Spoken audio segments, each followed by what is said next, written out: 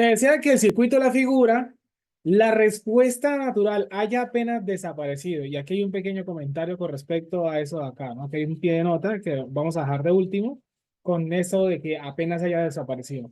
Justo antes de cada conmutación de la fuente del siguiente circuito. ¿Qué valor propondría usted para que el condensador, de manera que esto se cumpla? Entonces vamos a analizar el problema con respecto a lo que está planteado el modelo de circuito y la pregunta que nos dice. Tenemos un circuito en el cual está compuesto por unas dos pares de resistencia, RS, RL y un condensador. Y aquí hay una señal que colocan, que es la tensión del condensador. Y una fuente de alimentación que se define como PS por U del seno de omega t. U del seno de omega t. Entonces, aquí hay un par de cosas interesantes que dice, bueno, que la respuesta natural haya desaparecido. Y dicen que haya desaparecido después de haber transcurrido 5 constantes de tiempo, justo antes de cada conmutación de la fuente del circuito. Entonces, digamos que cuando dicen respuesta natural, la palabra respuesta natural lo que nos está diciendo que el problema es un problema de régimen transitorio.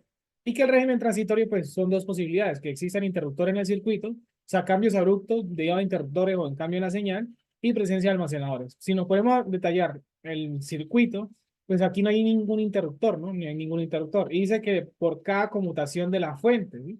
Conmutación de la fuente. ¿A qué se referían con la conmutación de la fuente? Porque pues aquí de entrada pues vemos una fuente que tiene una característica un poco interesante que es este de ese seno de omega t. Vamos a interpretar qué quieren decir esto y de pronto de ahí sale esa frase bastante interesante que dice conmutación de la fuente del circuito.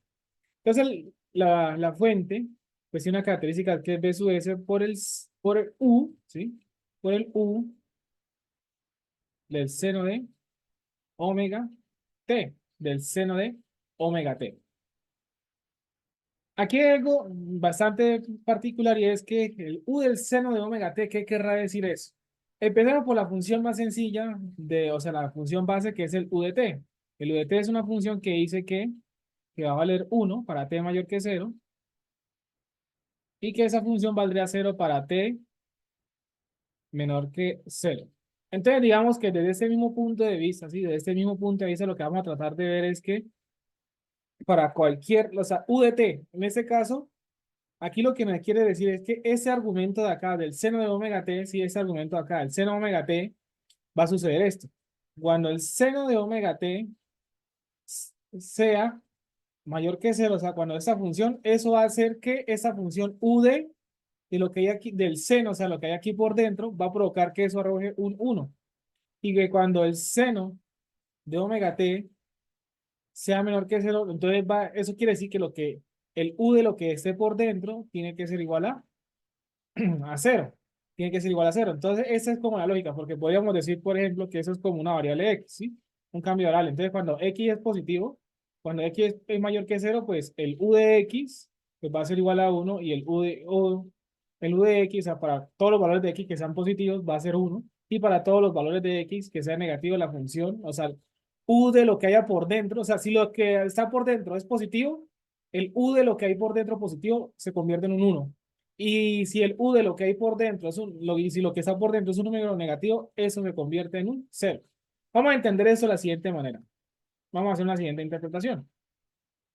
Aquí voy a colocar acá una pequeña gráfica. Voy a colocar aquí esa pequeña gráfica. Y voy a hacer como dos gráficas al tiempo para interpretar esto. Voy a aquí a escribir el seno de omega t, ¿sí? El seno de omega t. Voy a graficar solamente el seno de omega t, ¿sí? El seno de omega t. Estoy haciendo un esbozo rápido, ¿sí? Haciendo un esbozo rápido de la función. Una función seno se comporta más o menos de este estilo. Es una función periódica que va desde cero. Y acá, digamos que viene, hace esto. ¿Sí? Aquí haciendo un esbozo de la función.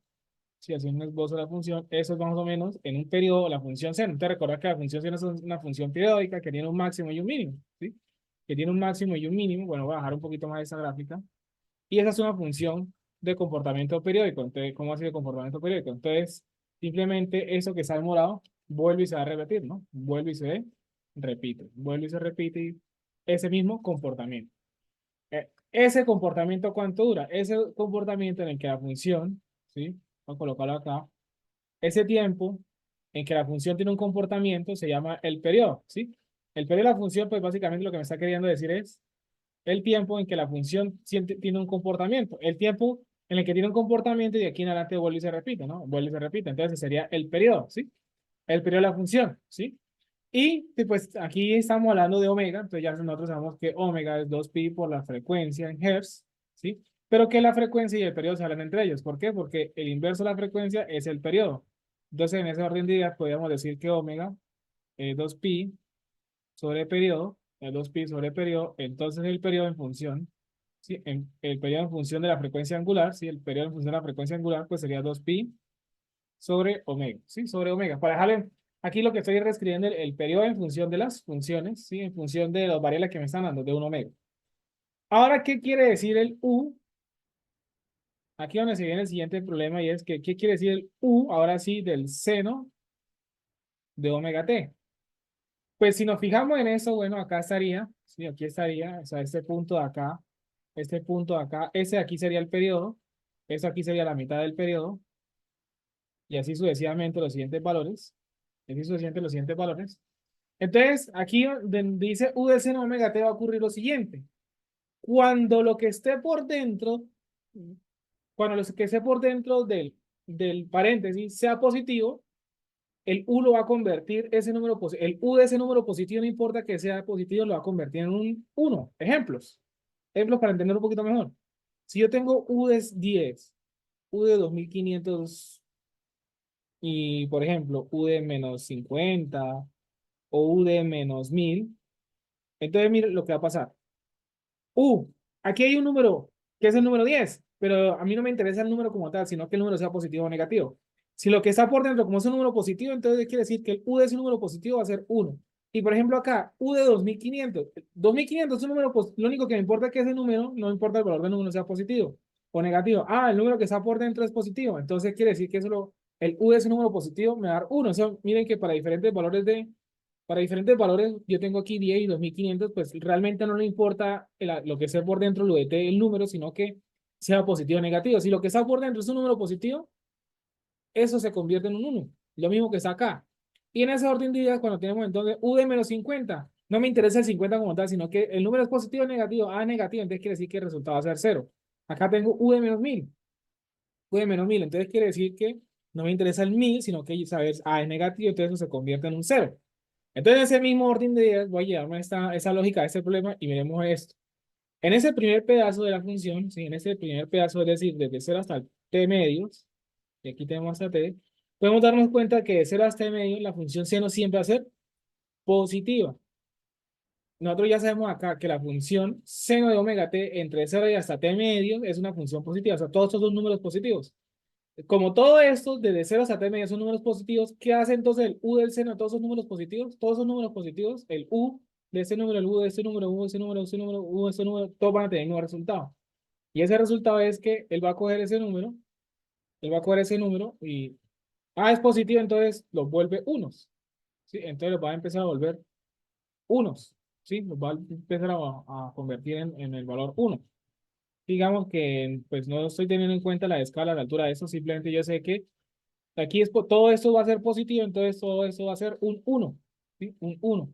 Entonces, todo número, si lo que está por dentro es un número positivo, el U es un número positivo, el U es un 1, me da 1. Y vamos hasta acá, e iríamos hasta acá. Por lo siguiente, porque acá, de aquí en adelante, en ese pedazo de entre t medios y t, entre t medios y t, todos los números van a ser negativos. Como todos los números van a ser negativos de aquí en adelante, entonces la lógica del problema es la siguiente. Pues entonces, de aquí en adelante, esta función todos los números acá, como el seno en ese pedazo entre t medio y t es negativo, entonces quiere decir que el U, cuando se mete a todos esos números negativos en la función U de seno omega t, o mejor dicho, como todo lo que está por dentro acá son puros números negativos, el U lo va a convertir todos esos números en el siguiente argumento, en, en cero, ¿sí? Los va a convertir en cero. Bueno, aquí tenemos un salto, una descontinuidad, el U lo va a volver un cero. Y de aquí en adelante, vuelve y se nos repite la lógica, porque todos esos son números positivos. Acá todos son números positivos y como son todos números positivos, entonces el U lo que va a hacer es que los va a volver un 1. Todos esos números que son positivos los convierte en unos.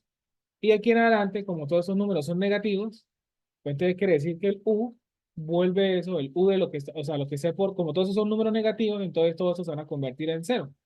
Y así sucesivamente. Entonces digamos que esta interpretación esta interpretación, bueno, esto va a quedar multiplicado.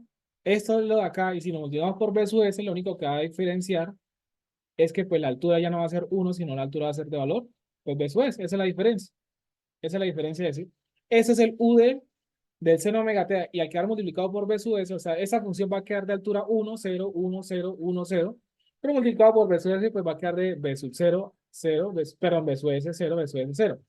Entonces aquí cuando dicen que la conmutación de la fuente, ahora sí tiene sentido esta frase acá que la voy a subrayar, cuando dice cada conmutación de la fuente hace referencia, pues es esa función.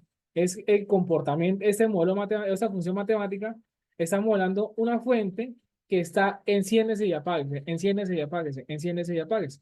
Y esa función se enciende y apaga de manera abrupta por el efecto del UDT. Entonces es una función que vale un valor, se apaga de manera instantánea, prende y apaga, prende y apaga, prende y apaga. Entonces, como tenemos un cambio en la señal de alimentación, un cambio instantáneo, como tenemos un cambio instantáneo, entonces eso, tenemos un cambio abrupto en el circuito y adicionalmente tenemos elemento almacenador, entonces eso lo que está provocando es que exista una carga, o bueno, que exista más bien un régimen transitorio, ¿no? Un régimen transitorio. ¿Y ese régimen transitorio qué va a tener cómo va a ser el comportamiento? Bueno, voy a remodelar esto un poquitico, voy a subir esas alturas un poco, voy a cambiar un poquitico esa altura para notar mejor el efecto. Simplemente aquí estoy reescalando la función para notar el siguiente efecto. Y es que esto que está en morado, pues sería la función, eso sería la función de la fuente de alimentación, ¿no? De altura B sub S, ¿no? De altura B sub S. ¿Qué va a suceder? Aquí yo puedo mirar muchas señales. Por ejemplo, si yo miro la tensión del condensador, ¿sí? Si yo miro la tensión del condensador, ¿sí? Pues nosotros esperaríamos desde el punto de vista del tiempo lo siguiente, ¿no? Y nosotros esperaríamos que la tensión del condensador rápidamente, eh, el fenómeno es que la tensión del condensador, bueno, que se llama BDT, voy a llamarlo de sucede acá BDT, nosotros esperamos que la tensión del condensador empiece a cargarse y descargarse, ¿no? Cargarse y descargarse, cargarse y descargarse, ¿sí? ¿Por qué? Y eso va a ser de la forma un régimen permanente que es constante, porque la fuente de alimentación es un valor constante, un B sub C forzado, voy a llamarlo así, que es la de régimen permanente, más un régimen natural que se va a comportar de la manera E a la menos T sobre tau. E a la menos T sobre tau rápidamente es como el resultado que esperaríamos de la tensión del condensador, el régimen permanente y el régimen transitorio. ¿Por qué va a aparecer un régimen transitorio? ¿Por qué la función natural va a aparecer? Porque la idea de la función natural es que pues va a aparecer porque hay un régimen transitorio provocado porque tenemos cambios abruptos en la tensión. Cambio abrupto en la tensión. Entonces esperaríamos que la tensión del condensador empiece a cargarse de esta manera hasta que quede un valor constante, ¿sí? Usualmente lo que esperaríamos de la tensión del condensador es que empiece a cargarse por el efecto ¿de qué? Por el efecto de la exponencial hasta que llegue un valor que se estabilice. Y ese tiempo que se demora la función en estabilizarse es lo que lo llamaríamos el 5 tau. El 5 tau. El 5 tau. Pero ahora miren lo que dice. Hay que proponer el valor de C. Hay que proponer el valor de C de forma tal, ¿sí? De forma tal que el régimen natural, o sea, el régimen natural o que la respuesta natural haya desaparecido justo antes de cada conmutación. Entonces, eso quiere decir que el régimen natural de esto, ¿qué es? En este pedazo, la idea es que la tensión del condensador tienda a un valor. ¿Sí? Tienda a un valor. Puede ser un valor. Como aquí tenemos dos resistencias, lo más probable es que la tensión del condensador es un valor más pequeño que el peso S. Ahorita lo vamos a analizar al detalle. Y que para después, en este instante de tiempo, como no hay fuente de alimentación, la idea es que la tensión del condensador caiga a cero, o sea, pero que exactamente, dice que exactamente cuando va a conmutar la fuente, porque tenemos varias acciones. Yo puedo hacer que la tensión del condensador se estabilice antes de la mitad, o que, por ejemplo, la tensión del condensador se estabilice un poquito antes, y así muchas opciones, pero no. Yo quiero la siguiente opción, que la tensión del condensador se vaya a estabilizar justo, o sea, va a llegar a su valor de régimen permanente justo en el momento en que la fuente va a conmutar, porque puedo tener muchas opciones, o sea, que se quede quieto antes de la conmutación o se demora un poquito más y así sucesivamente, pero no, o sea, va a llegar un momento que llega un régimen permanente, ¿sí? De aquí en adelante.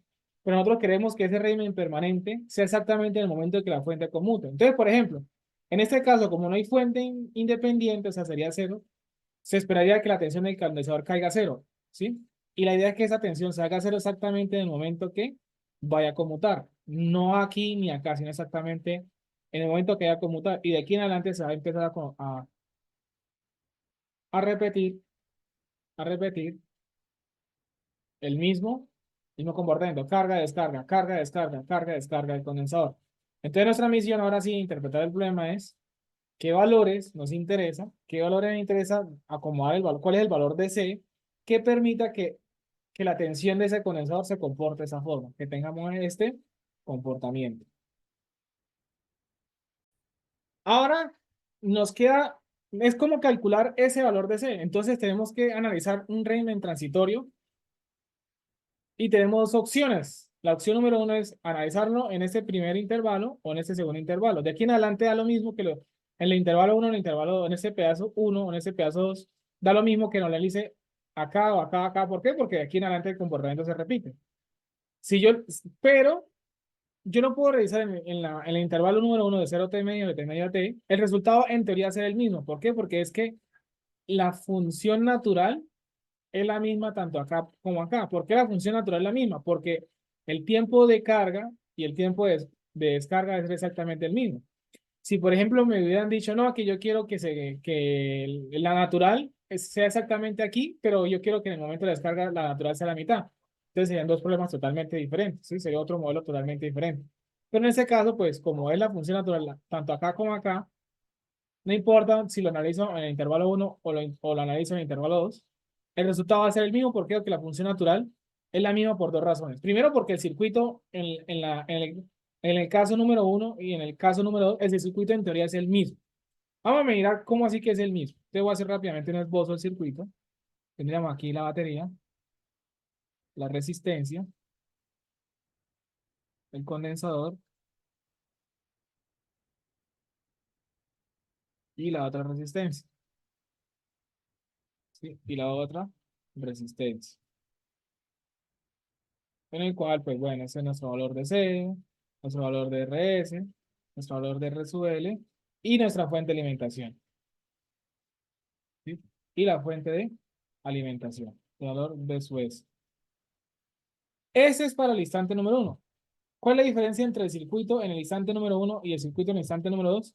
La diferencia radica es que en el instante número dos, lo único que está aquí cambiando es que ahora la fuente va a ser de 0 volts, va a ser de 0 volts, ¿sí? En el momento número 2, la fuente va a ser de 0 volts y una fuente de 0 volts se comporta como un cable ideal, como un cable ideal, ¿sí? Y, pero los elementos de la conexión de RS, C y RL y los valores de RC, C y RL son los mismos. Por lo que entonces, aquí la diferencia es que el B sub C forzado pues puede existir y aquí el B sub C forzado automáticamente va a ser cero. Pero el B sub C natural en el caso número uno y el B sub C natural en el caso número dos son los mismos. El B sub C natural en el caso uno y el B sub C natural en el caso 2 es el mismo. ¿Por qué es el mismo? Porque es que la función natural no depende de la entrada, no depende de la señal de la alimentación, sino de los elementos del circuito. Como tengo la misma RS, tengo la misma CIRL en los dos casos, pues ahí lo que nos estamos dando cuenta es que, como es la misma, entonces la natural depende de los elementos del circuito, de RS, CIRL. Como es el mismo, entonces la función natural es la misma. Y la función natural es la que está modelando ese comportamiento de carga y descarga, es la que nos interesa saber. Entonces, pues, en ese orden de ideas, pues lo que nos importa solamente, ¿sí? Lo que nos importa solamente es la función natural. Podemos elegir cualquiera de los dos casos que da lo mismo. Vamos a elegir el caso número uno, ¿sí? Vamos a elegir el caso número uno. Pero entonces, o sea, el circuito número uno, pero entonces el circuito número uno no lo vamos a analizar sino en el dominio de Laplace, ¿sí? ¿No? Entonces lo vamos a hacer en el dominio de Laplace. ¿Y cómo es esto del dominio de Laplace? Primero voy a dejar definido la tensión del condensador, cómo venía, ¿sí? La tensión de la señal del condensador, porque a partir de eso vamos a tomar decisiones. Entonces, nuevamente voy a tratar de dibujar el circuito rápidamente. Tengo aquí la batería, tengo aquí la resistencia. Voy a exagerar un poco esto. Aquí tendría la otra resistencia. Y aquí abajo, pues cierro el circuito. Entonces voy a pasar el circuito al dominio S. La señal B sub S es una señal constante, entonces la transforma a Laplace de S sería B sub S sobre S, ¿sí? Las resistencias van a quedar igual, ¿no? Las resistencias van a quedar igual como RS y RL. Y en el condensador, pues yo tengo dos opciones, modelo serie o modelo paralelo, ¿no? Modelo serie y el modelo paralelo. Y que, por ejemplo, voy a elegir el modelo paralelo, y voy a elegir el modelo paralelo, y el modelo paralelo, ¿qué quiere decir? Entonces, donde está el condensador, lo voy a reemplazar por un condensador en paralelo con una fuente de corriente, una fuente de corriente. Y esos son los terminales de la tensión del condensador, de sub C, ¿sí? ¿Cuánto vale este condensador? El condensador va a valer ahora 1/S por C, ¿sí? 1/S por C es el valor del condensador acá. Y esta fuente de corriente, ¿no? Y esta fuente de corriente, y ¿será que tiene dos opciones? ¿Será que va para arriba o va para abajo? No, la fuente de corriente, en el modelo del condensador, la fuente de corriente, pues digamos que se puede consultarlo en bases de, bueno, en literatura de libros de circuitos, pueden encontrar el modelo y siempre van a encontrar que la flecha, o sea, la fuente de corriente, la flecha va a apuntar hacia el más del condensador, hacia el más de la tensión del condensador. Ustedes lo pueden corroborar en los textos de circuitos, ¿sí? En mucha bibliografía de circuitos, bibliografía, etcétera. Ya digamos que uno cuando ya maneja mucho el modelo, uno tiende a memorizarlo, pero ese modelo, el modelo paralelo del condensador, pues podemos, también existe un modelo serie, ¿sí? También existe un modelo serie. Aquí vamos a utilizar el modelo paralelo por practicidad, ¿no? Por practicidad. Y recordar que la fuente de corriente, pues eh, la flecha está apuntando hacia el más. Y que esta fuente de corriente tiene un valor de C por B sub C de 0 menos. De C por B sub C de 0 menos. Y B sub C de 0 menos debido a que estoy analizando el instante 1, o sea, lo estoy empezando a analizar desde 0. Si yo hubiera elegido el circuito número 2, si yo hubiera elegido el circuito número 2, aquí ya no sería B sub C de 0 menos, sino B sub C de T medio menos, ¿sí? O sea, sería una versión desplazada porque las condiciones ya no serían en 0, ¿sí? Ya no serían en 0, ¿sí? Sino, aquí coloco el de suceso 0 menos porque la función arranca desde 0, o sea, el análisis que voy a arrancar es desde 0, justo aquí va a empezar. Si yo agarro el circuito número 2, pues no sería de suceso 0 menos, sino de sub C de T menos y aplica la propiedad de desplazamiento, ¿sí? La propiedad de desplazamiento. Ahora que procedemos, a calcular el B sub C. Ahora lo que nos interesa ahora es calcular el B sub C. Ahora procedemos a calcular B sub C. Se puede elegir modelo serie, el modelo paralelo, el resultado tiene que ser exactamente el mismo. Digamos que por practicidad de lo siguiente, que vamos a mirar acá, por ejemplo, aquí hay un nodo, que lo estoy pintando, y aquí habría otro nodo. Entonces, por facilidad de que se elige, por ejemplo, ese nodo de referencia, 0 volts. Entonces, aquí esta tensión del nodo de aquí arriba, pues sería B sub C positivo. Entonces, digamos que por análisis de circuitos, solo tendríamos que hacer un nodo. Y si hacemos un nodo, obtendríamos B sub C. Hagamos el nodo de B sub C. Ese nodo, ¿cómo sería? Entonces, a ver que todas las corrientes se ponen saliendo. Entonces, por ejemplo, la corriente que viene por acá sería B sub C sobre R sub L, ¿cierto? Más, aquí pues habrían dos corrientes. Esa acá, aquí que sería B sub C sobre esa impedancia, es decir, B sub C. Ese C por B sub C, ¿de dónde sale? Porque sería B sub C sobre esta impedancia. Y esa impedancia 1 sobre ese C pasa para arriba.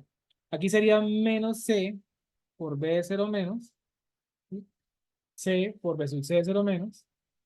Voy a corregir un poquitico eso. 0 menos, ¿cierto? Y ahora me faltaría esa corriente que sería más B sub C menos, aquí menos BS sobre S y esto divide entre R sub S y lo igualamos a 0. Y lo igualamos a 0, o sea, ese sería el nodo, ¿sí? Ese sería el nodo de B sub C, el nodo de sub C. Y aquí, y lo voy a subrayar, o lo voy a resaltar, aquí lo que me interesa ahora es despejar la función B sub C. No confundir este B sub C 0 menos porque eso es un número, eso acá es un número, ¿no? Eso acá es un numerito. Es más, esto de acá, estos dos al tiempo, eso es un número. Entonces, eso y el B sub C, tanto el B sub C como ese son números. Entonces, no confundir esto con la función. Realmente la función es B sub C. Entonces, aquí lo que procedemos ahora es despejar B sub C, ¿no? Aquí lo que tenemos que ahora es proceder a despejar B sub C. Pero ahorita lo que vamos a hacer es que vamos a apoyarnos en herramientas computacionales para hacer este despeje. Puede ser una sola línea, una ecuación de despejar, pero entonces por practicidad vamos a utilizar MATLAB para rápidamente despejar esta ecuación. Bueno, entonces vamos a emplear MATLAB la versión, bueno, en la forma Live Editor del script para que una vez aquí vayan apareciendo el resultado. Bueno, CLC, clear all, y lo que le queremos decir a MATLAB es que MATLAB, vamos a hacer una operación, necesito que usted me ayude a despejar una ecuación, pero esa ecuación no es una ecuación numérica como tal, sino que va usted a hacer un despeje con letras. MATLAB no tiene problema de despejar las ecuaciones con letras, pero defíname las letras que va a usar, las variables, entonces vamos a colocar simbólica, vamos a decir, pues la primera que es. Voy a llamar esta una variable que se llama R1, otra, bueno, perdón, es una que se llama RL, una que se llama RS. Voy a colocar una que se llama B sub C y voy a colocar una que se llama BS y otra que se llama C. ¿Sí? Aquí estoy colocando todas las variables, ¿no? ESS, B sub C y el B sub C de 0 menos. Voy a llamarlo BO, BO minúscula, ¿sí? Así tal cual. Esas son todas las letras que han aparecido ahí. La variable S, RL, RS, B sub C, que es la tensión del condensador, B sub S, que es la tensión de la fuente, C y B sub O. Voy a escribir eso tal cual, ¿no? Primero voy a escribir la ecuación así tal cual, literal.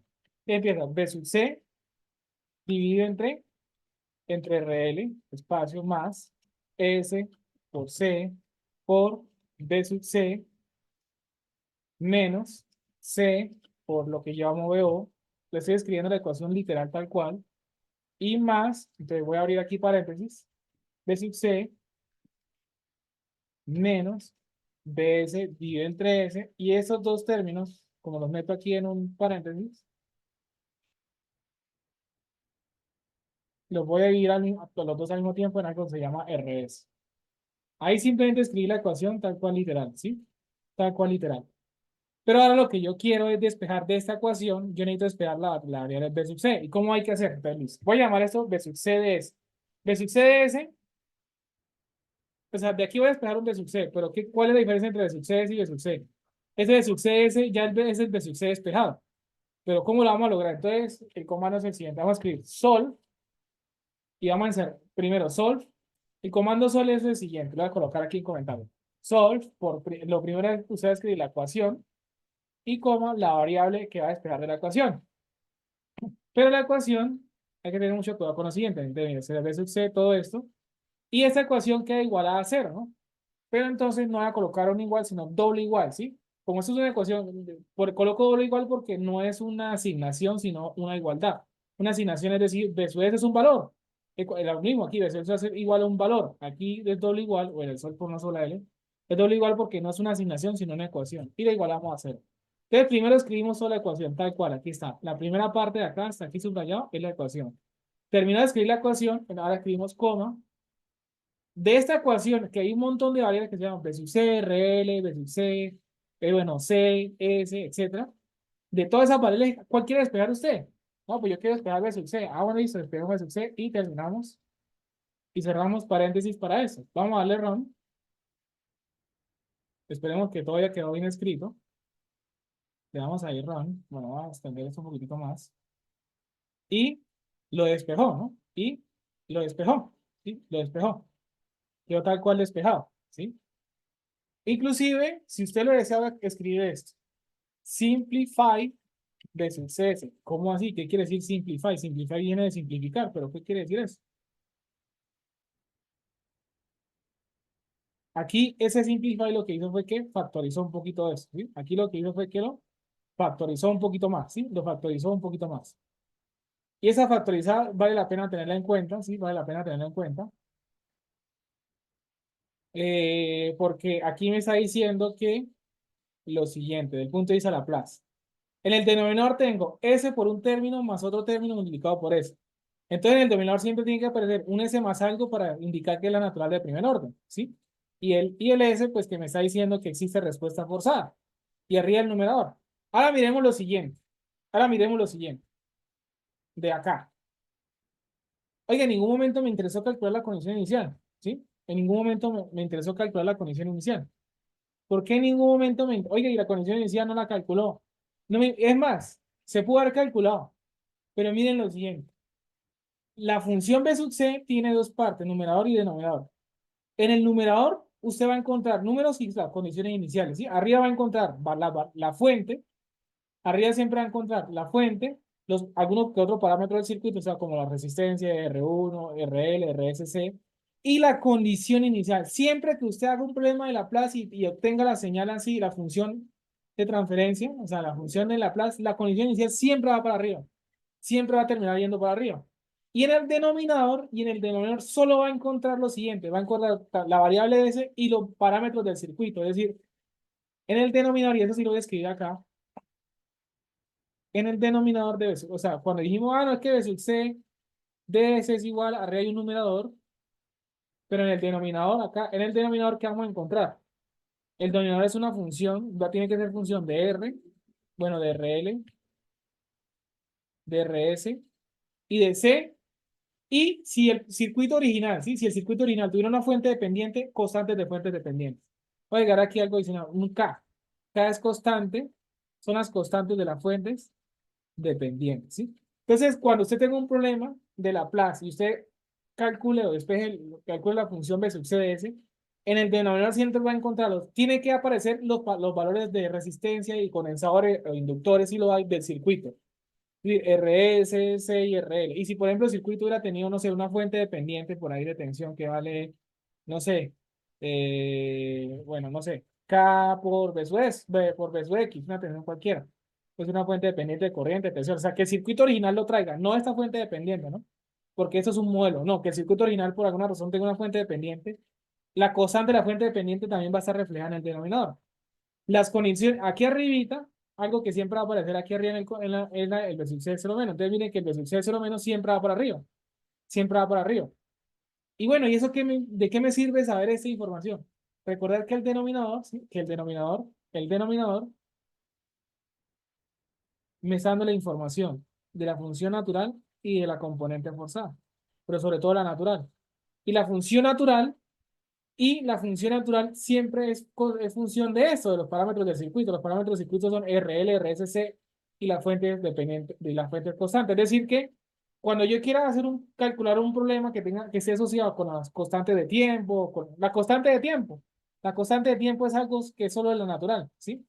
La constante de tiempo es algo que es única y exclusivamente la natural. Entonces, la constante de tiempo solo va a tener en cuenta los parámetros RS, C, RL y si fuera una fuente dependiente, el valor de la fuente dependiente, pero por ejemplo, la condición inicial jamás va a participar acá.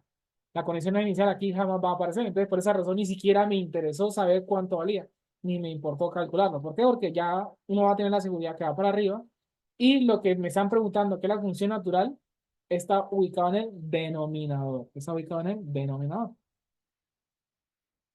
Pero nosotros vimos que la condición inicial, el tau está en la parte, el tau es la parte del exponente y esto lo estamos viendo en el dominio del tiempo, pero yo tengo una función en S. Entonces no hay problema, porque miren que MATLAB puede hacer esto. B sub CT. Puedo calcular la transformada inversa de Laplace, la cual me daría la señal en el tiempo. ¿Y eso cómo es posible? Y simplemente se dice, y Laplace de la función en el dominio ese que quiere sacarle la transformada, que en este caso sería B sub C. Da igual que usted meta la versión simplificada o no simplificada, el resultado le va a botar el mismo. Le damos run. Esperemos que MATLAB haga el cálculo y efectivamente, voy a agrandarlo un poquitico más, y efectivamente miren que MATLAB, y nuestra sospecha eran ciertas, iba a darnos una componente natural, es decir, una constante E a la menos T sobre tau, y una componente forzada que tiene que tener la misma forma de la fuente, es decir, que si la fuente es constante, la función forzada debe ser una constante. Miren la forzada, R1, RL, RL más RL por vez. O sea, eso es un número multiplicado por un número, dividido entre dos números, es constante. Lo que nos importa ahora a nosotros, ¿sí? Lo que realmente nos importa a nosotros es esta parte donde está la exponencial, ¿sí? Es donde está la exponencial. Entonces eso de ahí me lo voy a llevar acá. Perfecto. Voy a dejar aquí un poquitico. Esto de acá, lo voy a dejar un poquitico acá. ¿Listo? Y voy aquí a agrandar pantalla. Y me voy a extraer el resultado de MATLAB, ¿sí? Me voy a extraer el resultado de MATLAB. Me voy a extraer el resultado de MATLAB y bueno, lo vamos a continuar en la siguiente página. Continuemos. Aquí tengo entonces el problema y recordemos el enunciado. Bueno, ¿qué hago con esto? ¿Qué hago con esto? Entonces, aquí esto de acá es lo que representa de sub C por SA. Y esto de acá es lo que representa la de sub C natural.